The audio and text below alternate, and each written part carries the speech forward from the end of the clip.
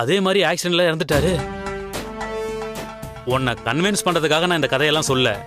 நிஜமாவே இதான் நடந்துச்சு. கோமதியை கொல்றதுக்கு நீ பண்ற எல்லா அட்டம்ப்டும் ஃபெயிலியர் ஆகுது. நீ தானே புலம்பிட்டு இருக்க. அவங்க ஆயுசு எப்படி இருக்குன்னு தெரிஞ்சுக்கிட்டா அதை வச்சு அட்டெம்ப்ட் பண்ணலாமா வேணாமான்னு முடிவு பண்ணிக்கலாம்ல. சும்மா ஒரு தடவை போய் பாரு மச்சான். அட்லீஸ்ட் எனக்காக போடா.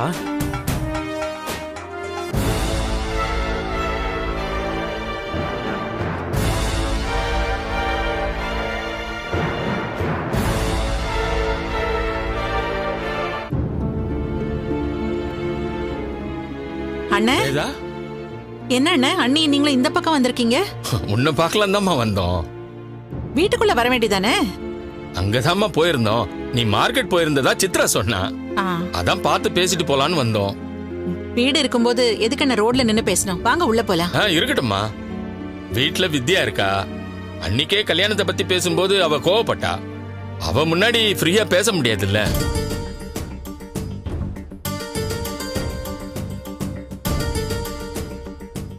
வேதா, அந்த வரனை பத்தி ஏதாவது யோசிச்சியா? இல்ல அண்ணே, வித்யா யாரையோ மனசுல வச்சிருக்கான்னு உங்ககிட்ட சொன்னேன்ல. முதல் கல்யாணத்தை நீ பார்த்து பார்த்து கண்ணும் கருத்துமா நடத்தி வச்ச. அது தப்பாயிடுச்சுன்றதுனால இந்த தடவை வித்யாவோட விருப்பத்துக்கு முக்கியத்துவம் கொடுக்கணும்னு நீ நினைக்கிற. அது எங்களுக்கு புரியுது வேதா. ஆனா அவளோட முடிவு நல்லதா இருக்கான்னு பார்க்கணும்ல. வித்யாவுக்கு ஒருத்தரை பிடிச்சிருக்குன்னு சொல்ற, நீயும் அதை ஏத்துக்க தயாரா இருக்க. அப்படின்னா அந்த பையனை வீட்டுக்கு கூப்பிட்டு பேசி கல்யாணத்தை முடிவு பண்ண வேண்டியதானே வேதா? அதையே இன்னும் செய்யாம இருக்க? அவரை வீட்டுக்கு வந்து பேச சொல்லி வித்யா கிட்ட எப்பவோ சொல்லி அனுப்பிட்டேன்.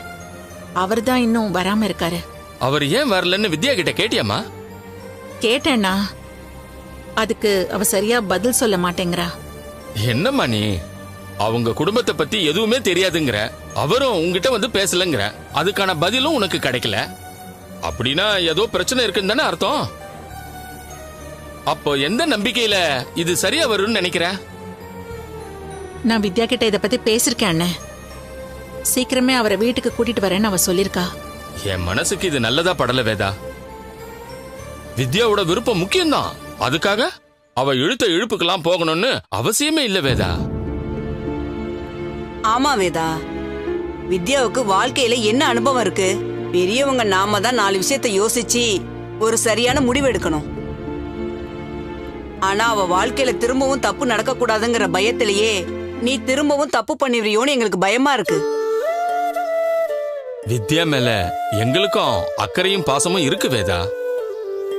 முதல் வாழ்க்கைங்கிறது அவளுக்கு ஒரு கசப்பான அனுபவம் ஆயிடுச்சு.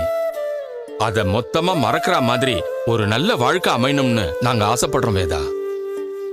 கால நேரம் வரும்போது எல்லாம் தானா அமையன்னு சொல்லுவாங்க.